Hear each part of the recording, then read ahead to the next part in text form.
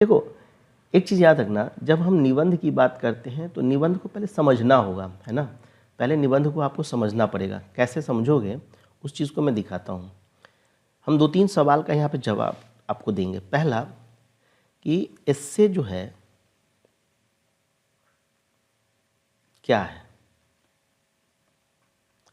है ना। पहला तो ये। दूसरा जो हमसे बात करेंगे आपसे, एस्से का इम्पोर्टेंस क्या है, महत्व क्या है। तीसरा, एस्से के साथ, निबंध के साथ हम किन समस्याओं की सामना करते हैं, हमारी पास समस्या क्या आती है। देखो, एक एस्से लिखना और जीएस का आंसर लिखना दोनों अलग है। क्लियर, दोनों सेम नहीं है। इस चीज को ध्यान रखना है। तो हमारे पास समस्या क्या आती है, निबंध कितने प्रकार के हैं, कितने टाइप के हैं, और ख़ास करके स्पेशली ये सेशन रिकॉर्ड किया जा रहा है आपके लिए, ये है बीपीएससी के लिए। बीपीएससी में किस प्रकार के निबंध पूछे जाते हैं, ठीक है। दूसरा, हमें ये भी देखना होगा कि जब हम निबंध लिखते हैं, जब हम एस्से लिखेंगे तो हमें किन बातों का ध्यान रखना है, किन बातों का ध्यान रखना है, किन बातों को इम्पोर्टेंस देना है, जहाँ से हमारे निबंध में भटकाव उत्पन्न न हो। Are you getting my point. भटकाव उत्पन्न नहीं होना चाहिए। देखो, एक होता है 50 शब्द में लिखना, एक होता है 150 शब्द में लिखना, एक होता है 250 शब्द में लिखना। यहाँ पे निबंध आपसे कितने पूछे जा रहे हैं, यहाँ पे निबंध आपसे 3 निबंध पूछे जाएंगे, ठीक। और 3 निबंध में मार्क्स कितने नंबर का है, 100 मार्क्स का, यानी 100 × 3 = 300 मार्क्स। और 300 मार्क्स में मतलब आप समझ जाओ कि एक निबंध आपको कितने शब्द में है, 800 से 700 शब्द में लिखना है। अब बताओ मुझे कि 800 से 700, मैं मान के चलता हूँ 700, ठीक है। तो 700 शब्द यदि मुझे लिखना है और 3 निबंध लिखने, बताओ तो कितने शब्द लिखने पड़ेंगे, 2100 शब्द। ये छोटा टास्क नहीं है। और ऐसा भी नहीं है कि एक ही पैटर्न पे है, क्योंकि 3 सेक्शन है एस्से का, सेक्शन ए, सेक्शन बी और सेक्शन सी। तो सेक्शन ए में, सेक्शन बी में और सेक्शन सी में 3 सेक्शन आपको मिल रहा है। अब तीनों सेक्शन में आपको सोचो कि जो निबंध है वो अलग अलग टाइप का है। अब सोचो कि एक 3 घंटे के पेपर के अंदर में आपके माइंड को कितनी बार शिफ्ट करना पड़ा है, 3 बार शिफ्ट करना पड़ेगा अलग अलग टॉपिक पे। और ये चीजें प्रैक्टिकली एग्जाम में पॉसिबल नहीं होता। आप सोचोगे कि नहीं, हम चलो 2-4 किसी एस्से का बुक खरीद लेते हैं, उसे एस्से जो प्री डिफाइंड जो एस्से आए उसको पढ़ लेंगे और जाके वहां, नहीं होगा भैया। क्योंकि देखो, ध्यान रखना, ये जीएस का पेपर नहीं है। जीएस के पेपर में सिलेबस आपको डिफाइन है। जीएस के पेपर में आपको दिया गया है कि 1857 का यदि रिवॉल्ट पढ़ना है तो क्या पढ़ना है, नील विद्रोह है तो क्या है, चंपारण विद्रोह है तो क्या है, मधुबनी पेंटिंग क्या है, पाल कला क्या है, ये सब डिफाइंड है। ये आप पढ़ लोगे, इसको आप जाकर के लिख लोगे। एस्से का कोई डिफाइन नहीं है। क्यों? क्योंकि एस्से सिर्फ आपको दिखेगा जो P/Q है आपका बीपीएससी का, उससे पता चलेगा कि किस प्रकार के एस्से उसमें पूछे जा रहे हैं। Are you getting my point. तो किस प्रकार के एस्से आपसे पूछे जा रहे हैं उससे ही पता चलेगा। और एग्जाम में हमेशा इसमें बाउंसर मिलेंगे। क्लियर। तो वहां पे तुम कैसे टेकल करोगे, क्योंकि एक देखो, याद रखना, जो निबंध होता है ना, इसमें ऑब्जेक्टिविटी नहीं होती, इसमें सब्जेक्टिविटी होती है, ठीक है। सब्जेक्टिविटी है। जो स्टेटमेंट दिया जा रहा है उसको तुम कैसे इंटरप्रेट करते हो, और कोई प्री डिफाइंड स्ट्रक्चर भी नहीं कि इसी फॉर्मेट होना। हाँ, कुछ चीजें हैं, कुछ पॉइंट्स हैं कि वो होना चाहिए। एक निबंध की क्वालिटी है, वो अभी आगे चर्चा भी करेंगे हम आगे की वीडियोस में, ठीक है। हमें यहाँ पे देखना है कि सब्जेक्टिव हो सकता है कि तुम्हें लगेगा कि तुमने एस्से बहुत अच्छे लिखे, लेकिन वो डिमांड किस तरह की एस्से की थी, एस्से का पर्सपेक्टिव क्या था, क्या तुम उसको समझ पाए या नहीं समझ पाए। तो एक ही एस्से को 4 स्टूडेंट लिखेगा ना, तो कभी भी सेम नहीं हो सकता है। क्लियर है मेरी बात। अब देखो, जो हमने पहला क्वेश्चन कहा कि एस्से है क्या, है ना। आप लोगों में से बहुत ऐसे स्टूडेंट्स होंगे, किताबें वगैरह आप लोग पढ़ते होंगे, है ना, या आप आर्टिकल वगैरह पढ़ते हो कि नहीं पढ़ते होगे कि कौन सा आर्टिकल, अब मान लो दैनिक जागरण हो गया, द हिंदू हो गया, इंडियन एक्सप्रेस हो गया, जो भी आप पढ़ते हो उसमें आप कोई ना कोई आर्टिकल पढ़ते हो। देखो आर्टिकल जब पढ़ते हो तो किस तरह का, वो एक बंधा हुआ रहता है, इधर उधर की मैस न्यूज़ नहीं होती, उसमें उठा पटक नहीं करते, इधर से उधर कहीं भी कुछ भी उठा करके डाल दिया, ठीक है। एक मुद्दा मान लो आता है तो मुद्दे को कैसे वो एक्सप्लेन करते हैं, मुद्दे को कैसे वो छोटे छोटे भागों में बांटते हैं, फिर उसे जुड़ी इम्प्लीकेशंस की बात करते हैं, उससे जुड़ी रेमेडियंस की बात करते हैं। उसी तरह से निबंध कुछ और नहीं है, ऐसे is nothing but it's like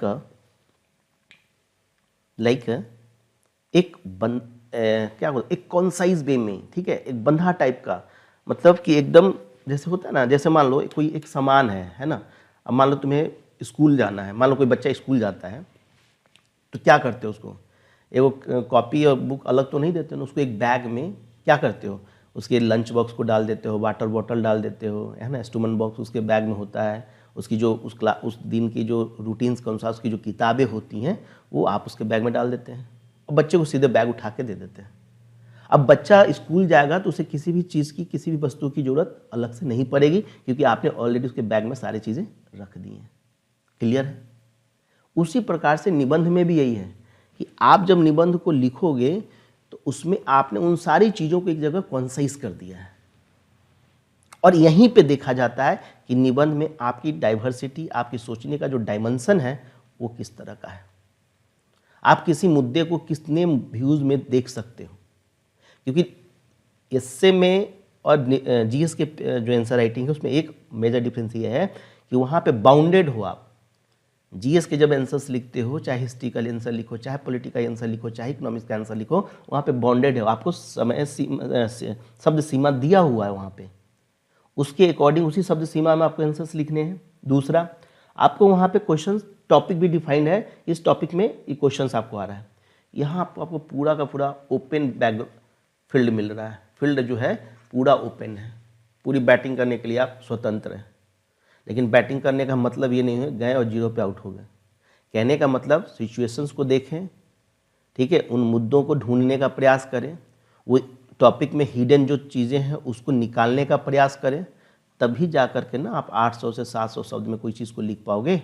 आसान तो है नहीं 800 से 700 में, क्योंकि होगा क्या कि 150 शब्द के बाद तुम्हारे 100 नहीं, मान लो 150 शब्द के बाद देखोगे तुम्हारा सेम बातें, तुम भाषा बदल बदल के रिपीटेशन होने लगेगा, या तो तुम अपने टॉपिक से ही डाइवर्ट हो जाओगे, चर्चा किसी और चीज़ की करनी थी, हो सकता है उसका सीक्वेंस आपको सही से ना हो, क्योंकि देखिए आंसर्स तो क्वेश्चन तो प्रिंटेड होता है, और वहाँ तो जगह होंगे नहीं, फिर काट करके तुम आगे जाओगे, तुम्हारा टाइम भी बर्बाद हो रहा है।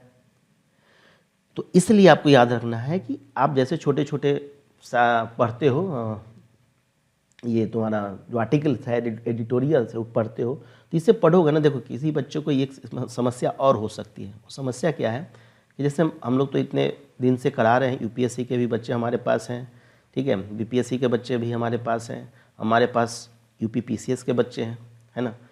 एक चीज़ बहुत इंपॉर्टेंट होती है कि मान लो मीडियम कोई भी हो, चाहे वो हिंदी मीडियम का स्टूडेंट हो, चाहे वो इंग्लिश मीडियम का स्टूडेंट हो, ठीक है, यहाँ पे मैटर नहीं करता आपका मीडियम क्या है, मैटर यहाँ पे ये करता है कि आप अपनी बातों को, आप अपने विचारों को कितने अच्छे से पेपर पे ला सकते हो, एग्जामिनर को आप अपनी विचार से कितना सहमत करा सकते हो। अब यहाँ समस्या होती है, कितने बच्चों को हम देखते हैं कि जो हिंदी लिखते हैं या अंग्रेजी लिखते हैं उनकी स्पेलिंग एरर्स बहुत ज़्यादा, ग्रामेटिकल एरर बहुत ज़्यादा होता है, शब्दों का चयन अच्छे से नहीं हो पाता है।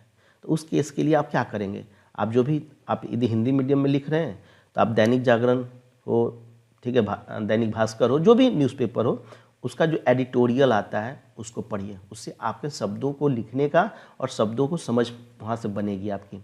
दूसरा, आप यदि इंग्लिश मीडियम के स्टूडेंट हैं तो आप इंडियन एक्सप्रेस का देख सकते हो, हिंदू का थोड़ा सा आर्टिकल टफ होता है, लेकिन लगता है कि आपको अंग्रेजी अच्छी है, आपको समझ में आती है, तो आप हिंदू पढ़िए, नहीं तो मैं रिकमेंड करूँगा कि आप इंडियन एक्सप्रेस भी पढ़ोगे तो उससे भी तुम्हारी अंग्रेजी अच्छी होगी, वोकैब भी अच्छी बन जाएगी। अब ऐसा वोकैब न बने कि सामने वाले को ही समझ में ना आए, ठीक है, ठीक है, यहाँ पे उस अंग्रेजी को फोकस नहीं करना है। ठीक है, इसको शशि थरूर साहब यूज़ करते हैं, उस टाइप का अंग्रेजी यूज़ करोगे तो बड़ा दिक्कत हो जाएगी।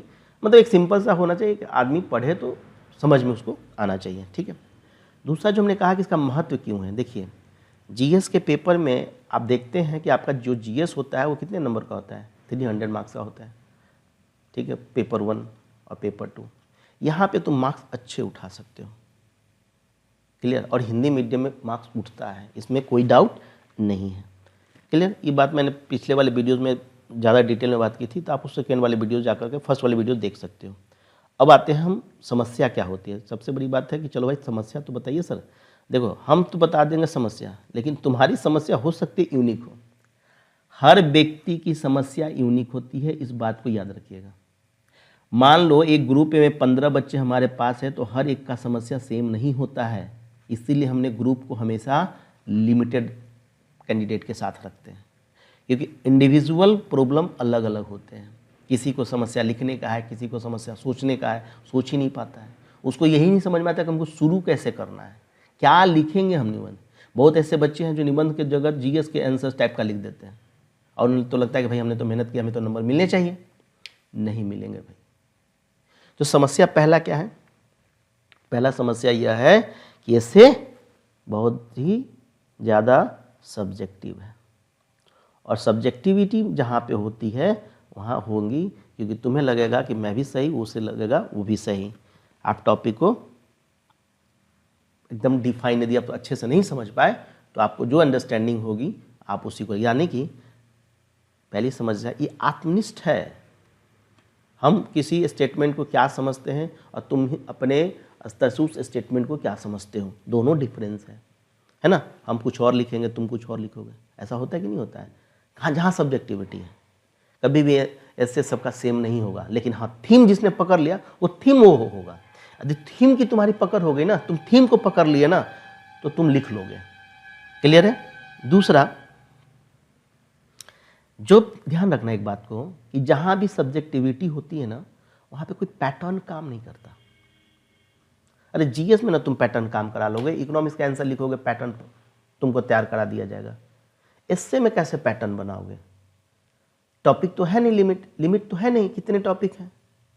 यहाँ पे थीम हो सकता है, और थीम क्या क्या हो सकता है, थीम वुमेन एम्पावरमेंट की बात करें, हो सकता है हेल्थ से आए, हो सकता है फिलोसॉफिकल इससे हो सकता है लोकोक्तियाँ मुहावरों के आधार पे हो। क्लियर। अब लोकोक्तियाँ मुहावरे कितने याद करोगे भाई, और कितने लिखोगे मुहावरे लोकोक्तियाँ, गूगल करके देख लेना, देखना कितना लिस्ट में आ जाता है। Are you getting my point. Philosophical में है तब दार्शनिक विचार है, तो कितने मान लो 2 तरह के हैं ना। एक इंडियन फिलोसफी आपको कहाँ लेके जाती है, वेस्टर्न फिलोसफी जो है वो किधर लेके जाएगी। क्लियर। कितने के विचारों को आप याद करके रखोगे और लिखने के प्रयास करोगे।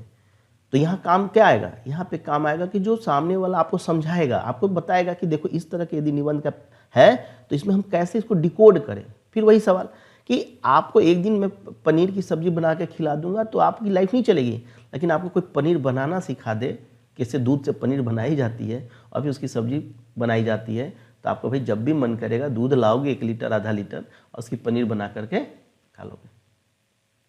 क्लियर है। तो इस तरह की एक समस्या क्या होगी कि पहला भाई इससे लिखना है 800 से 700 शब्द में, पहली बात। दूसरा इसमें सब्जेक्टिविटी है, और सब्जेक्टिविटी का मतलब है कि ये आत्मनिष्ठ है, व्यक्ति पर पे डिपेंडेंट है। हम कैसा किसी चीज़ के बारे में सोचते हैं वैसा हम आगे चलेंगे। ठीक है। दूसरा एक चीज़ और है कि देखोगे कि किसी को एस्से में 300 नंबर का एस्से है तो किसी को हो सकता है कि अंडर 100 भी मार्क्स आ रहा होगा, किसी को 200 में मार्क्स आ रहा होगा, किसी को हो सकता है 200 से ऊपर भी मार्क्स चला जाए। Rarest of rare.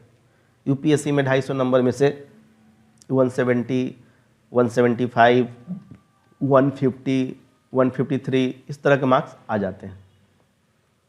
क्लियर है। तो ये भी कहना बड़ा मुश्किल है कि भैया हमारे एस्से में इतने नंबर आएंगे। ठीक है। तो ये भी एक तरह से प्रेडिक्शन करना बहुत चैलेंजिंग है, हम नहीं प्रेडिक्ट कर सकते हैं।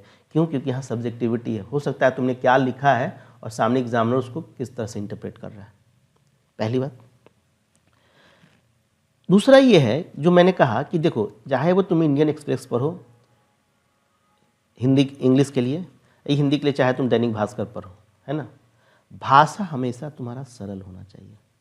भाषा की जो तुम्हारी शैली हो ना, उसको हमेशा सिंपल रखो, बहुत क्लिष्ट मत करो। और ये दूर कैसे होगी, इसका लिए आपको रेगुलर प्रैक्टिस करनी पड़ेगी। 2-4 ऐसे लिख करके मार्क्स यहाँ नहीं गेन कर सकते हैं आप, आपको इसमें काम करना पड़ेगा। एक बात बताओ ना मुझे, सिंपल सी बात बताओ कि जीएस पेपर 1 है, उसमें 3 पेपर पढ़ रहे हो, जीएस पेपर 2 में 3 पेपर पढ़ोगे, तब जाकर के 300 नंबर का यहाँ लिख पाते हो, 300 नंबर का यहाँ लिख पाते हो। और एक ही निबंध आता है, उस निबंध में 3 निबंध लिखते हो तुम, और तीनों निबंध में तुम्हें 300 नंबर का मार्क्स आ जाता है। तो भाई यहाँ कम मेहनत है ना, मेहनत तो ज़्यादा नहीं है, मेहनत तो यहाँ कम है, लेकिन मार्क्स की संख्या उठाने की संभावना ज़्यादा है ना। तो क्यों ना हमारा मान लो थोड़ा बहुत इधर इधर किसी, अब जैसे कुछ बच्चे होते हैं उनको डीआई अच्छा नहीं होता है, तो डीआई नहीं अच्छा है, चलो जितना मेहनत होता है उतना तुम कर ले रहे हो, थोड़ा सा यहाँ मेहनत कर लो, हो सकता है कि वहाँ जो नंबर थोड़ा बहुत कम हो, वो नंबर तुम्हें यहाँ से ग्रेस में मिल जाए। ये एक स्ट्रेटेजी होती है, इस स्ट्रेटेजी को आपको फॉलोअप करना पड़ेगा, ठीक है। तो पहली बात हमने बता दी कि समस्या क्या है। तो भाई जब समस्या पता चल गया, तो अब देख लो थोड़ा सा प्रकार कैसा है, किस प्रकार के निबंध पूछे जा रहे हैं तुमसे एग्जामिनेशन में, उसको भी हम लोग चर्चा कर लेते हैं। देखो, जब हम निबंध के टाइप्स पे आते हैं, ठीक है, एक होगा जो निबंध आपसे पूछा जाएगा, वो होता है वर्णनात्मक टाइप का, ठीक है। वर्णनात्मक का मतलब कि मान लो अब मुझे यहाँ से दिल्ली से पटना जाना है ना, तो एक ऐसे आ रहा है कि journey by railway, journey by train, है ना, लास्ट जर्नी या बिगनिंग ऑफ जर्नी, मान लो इस टाइप के कोई टॉपिक है, उस पर लिखना है, ठीक है। तो बिगनिंग ऑफ जर्नी का मतलब है कि आप किसी भर घटना को आप एक तरह से एक्सप्लेन कर रहे हो, है ना, किसी वस्तु के बारे में, किसी घटना के बारे में, या किसी पार्टिकुलर स्थान के बारे में आप क्या कर रहे हैं, आप उसको पूरा का पूरा एक्सप्लेन कर रहे हो, पूरा वर्णन कर रहे हो, ठीक है। और इस वर्णन में हो सकता है किसी की जर्नी हो सकता है बिहार में, बिहार क्या छोड़ो, पूरे भारत की मैं बात करूं, एक बहुत बड़ी समस्या है डॉरी दहेज, हो सकता है उस तरह के कोई मुद्दे आ जाए, या वोमेन एम्पावरमेंट की बात कर लो, महिला सशक्तिकरण की बात कर लो, बताओगे ना भाई, डेटा बताओगे ना, यहाँ पे दोगे ना कि हाँ महिलाओं की स्थिति स्वतंत्रता से पहले कैसी थी। यदि हम उसको डिफाइन करते हैं तो बिफोर द इंडिपेंडेंस क्या स्थिति थी, फिर हम एक दशक की बात करें, हम 1947 में आज़ाद हुए, 1947 से 1957 तक देखते हैं क्या स्थिति रही, 1957 से हम देखते हैं कि 1967 तक क्या स्थिति रही, 1967 से देखते हैं हम 1977 तक क्या स्थिति रही, मतलब 10-10 साल का यदि ले लें, या हम इसी को 20-20 साल का कर लें, या इसको हम 25-25 साल का कर लें, तो हम एक तुलनात्मक एक्सप्लेनेशन कर सकते हैं ना कि भाई देखो इस एरा में क्या स्थिति रही वुमेन एम्पावरमेंट को लेकर के, अभी प्रेजेंट में 2025 में किस तरह का रहा, ठीक है। तो इस तरह से किसी भी चीज़ को आप वर्णन कर सकते हो, ये हो गया वर्णनात्मक। दूसरा टाइप जो होता है वह टाइप होता है आपका भावात्मक, इमोशनल टाइप्स का। ये भावात्मक मतलब जहाँ भावनाएं इनबिल्ट हो, उसमें भावना कैसे, कैसी भावना, देखो इस निबंध को देखो, बीपीएससी का ही मैं पुराना निबंध उठा लेता हूँ, यहाँ देखो क्या कह रहा है यहाँ पे, मूस मुटई हैं लोढ़ा हुई हैं, ना हाथी ना घोड़ा हुई, ये भावनात्मक है ना। अगला खेती आगे आगे, पिछला खेती भागल जाए, भागे जागे, मतलब आपकी किस्मत पे डिपेंड करता है पिछला खेती। इसको किस वे में ले सकते हो। अब मुझे याद है कि पिछले बार जो कुछ बच्चों ने मेरे आंसर लिखा था, तो उन्हें पूरी की कृषि की कहानी यहाँ पे नोट की थी। अरे सिर्फ कृषि एक नहीं जुड़ेगा यहाँ, कि कृषि आगे करोगे पीछे करोगे, समय पे बुआई कर रहे हो कि नहीं कर रहे, जुताई कर रहे हो कि सिंचाई हो रही कि नहीं। कभी कभी व्यक्ति जिंदगी में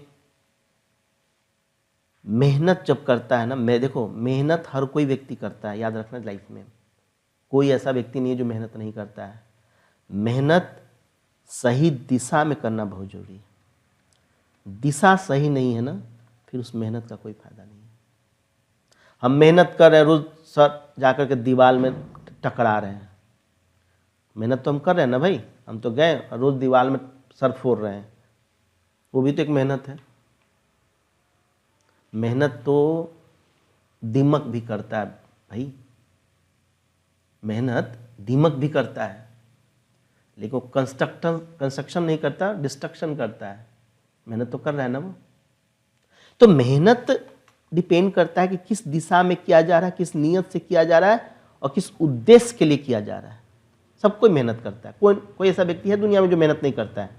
अरे सोना भी तो मेहनत का काम है। इतनी सारी साउंड पोल्यूशन हो, पू पापी बज रहा है, बाजा बज रहा है और उसके बीच में तुम जाकर के सो रहे हो, ये मेहनत का काम नहीं है? ये भी बहुत बड़ा मेहनत का काम है। उतनी शोरगुल के बीच में तुम जाकर नींद मार ले रहे हो, सोचो। तो मेहनत का भी अपना एक क्या है, कंडीशन है कि आप मेहनत किस दिशा में कर रहे हो। क्यों? क्योंकि दिमाग भी मेहनत करती है, लेकिन वो विनाश करती है, न कि वो निर्माण करती है। क्लियर है? तो ऐसे जो निबंध होंगे ये क्या होगा, अब जैसे देखो, पानी में मछलियां 9 कुटिया बखरा,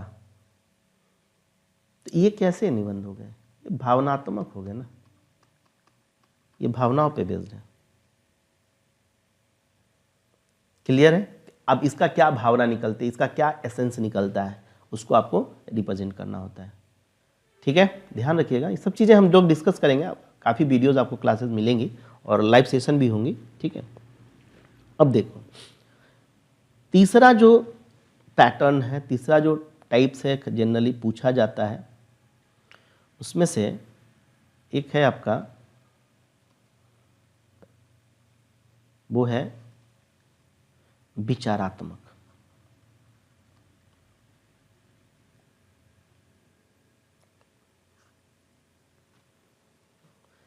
ठीक है, विचार, जिसमें थॉट्स आए, विचार वाले निबंध, वो भावना बेस्ड है, उसमें क्या भावनाएं निकल रही हैं आपका। अब यहाँ पे विचारात्मक है, कैसे है वो भी देख लो। बीपीएससी के ही इससे उठा लेते हैं हम। ये इससे देखो, ये है, साहित्य ज्ञान का केवल एक स्रोत ही नहीं, साथ ही यह नैतिक और सामाजिक क्रिया का भी एक रूप है। अपने अनिवार्य कर्तव्य का पालन करें, क्योंकि कर्म निष्क्रियता से अवश्य ही उत्तम है। ये विचार है, इस पे थॉट्स है, सोचना होगा आपको। ठीक है, और ये इससे थोड़ा ज़्यादा आपकी सब्जेक्टिविटी हो जाएगी। आप किसी चीज़ के बारे में क्या सोचते हो। देखो, जहाँ फैक्ट होगा वो सबका सेम होगा। वुमेन एम्पावरमेंट हो, दहेज प्रथा हो ना, ठीक है, इन्वायरमेंटल डिग्रेडेशन की बात कर लूँ मैं, इन सब में फैक्ट है, सब लोग उसमें लिख लेंगे क्योंकि जीएस की तैयारी की है, उनको पास है। लेकिन यहीं आपका मेन एग्जाम्पल, यहाँ पे नंबर, इस वाले सेक्शन में नंबर उठाना चैलेंजिंग हो जाएगा, क्योंकि आपकी समझ कितनी है किसी टॉपिक को लेकर के, आप मुद्दों को लेकर कितनी अच्छी से समझ रखते हो, और आपके विचार कितने खुले हैं, ओपन माइंडेड कितना हो, नैरो माइंडेड नहीं होना चाहिए। That is the point. Are you getting my point? तो इस प्रकार से आप इसकी तैयारी कर सकते हैं।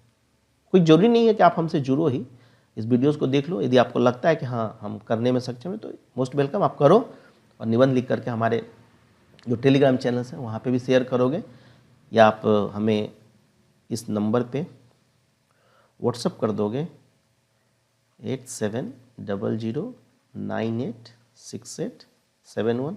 इस पे भी आप हमें व्हाट्सअप कर सकते हो, वहाँ भी हम आपका ऐसे चेक करके दे देंगे। थोड़ा टाइम लगता है, क्योंकि देखो बहुत सारे बच्चे भेजते हैं ना, तो टाइम लगता है थोड़ा, और हमारे पेड सर्विस के भी बच्चे होते हैं, तो फिर उनको भी देखना होता है। ठीक है, तो इस नंबर पे व्हाट्सअप कर दो, या टेलीग्राम आप कर सकते हो इसी नंबर पे आप हमें टेलीग्राम कर दो, अपना भेज दो हमें कि सर हमारा चेक कर दीजिए। आप मेंशन कर देना कि 17 बीपीएससी के लिए लिख रहे हो कि 71 बीपीएससी के लिए लिख रहे हो या यूपीपीसीएस के लिए लिख रहे हो, यूपीएससी के लिए लिख रहे हो, जिसके लिए भी लिख रहे हो तो आप लिख करके हमें चेक करवा सकते हो। क्लियर है? मदद हमेशा मिलती है और मेरा ये मानना है यदि किसी को ज़रूरत है तो उसको मदद जरूर करना चाहिए। ठीक है, चलिए अब रही बात कि सर चलो आपने समस्या भी बता दिया, टाइप्स क्या है वो भी बता दिया। अब मैं आप लोगों को एक निबंध दे रहा हूँ जो आपका होमवर्क होगा। वो निबंध है यहाँ से, देखिए यहाँ पे है ना, महिला सशक्तिकरण की वर्तमान स्थिति राजनीतिक सशक्तिकरण के परिप्रेक्ष्य में लिखना है। Current status of women empowerment in perspective of political empowerment. अब इसमें मत चले जाना, घूम जाना तुम वहाँ पे सोशल इश्यूज महिलाओं के प्रति मत बताना। एक क्लियर कह रहा है in perspective of political empowerment, राजनीतिक सशक्तिकरण के परिप्रेक्ष्य में। तो आज का होमवर्क है आपका, ये होमवर्क है, इसको आप लोग लिखोगे और जो आप ग्रुप ज्वाइन किए हैं उसके अंदर में आप इसके आंसर्स भेजोगे। फिर इसके आंसर्स पूरी एक्सप्लेनेशन के साथ इस निबंध को कैसे शुरू करना था, ठीक है, कैसे इसको लिखना है, इसकी भूमिका हम कैसे तैयार करेंगे, इसके बॉडी पार्ट्स को कैसे हम एक्सप्लेन करेंगे, किन मुद्दों को हम शामिल करेंगे, फिर इसका निष्कर्ष में हम क्या देंगे, किस प्रकार से हम इसको 800 से 700 शब्दों में हम लेकर के आएंगे। देखो हम मैक्सिमम क्यों लिखते हैं, हमेशा याद रखना, मैक्सिमम लिखोगे ना आते आते 700 तक आ जाएगा, लेकिन तुम्हारा टारगेट ही 700 होगा ना तो ही और नीचे पहुंच जाएगा। ठीक है, इसीलिए मैं हमेशा मैक्सिमम की बात करता हूँ। ठीक है, 800 से 700 कैसे पहुँचाओगे। तो आज के लिए वीडियो छोटी होंगी, ज़्यादा बड़ा वीडियो मैं नहीं रखूँगा। थोड़ा सा स्पीड इसको बढ़ा लेना, 1.5 या 1.25 पे इस वीडियोज़ को देख लीजिएगा। बाकी आपको कोई समस्या होगी तो बाकी तो मैंने नंबर आपको नहीं दिया है, उस पर आप हमें डायरेक्ट मैसेज कर सकते हो, हमारी टीम आपको कॉल बैक कर लेगी। ठीक है, चलिए फिर मिलते हैं हम लोग अगले वीडियो में।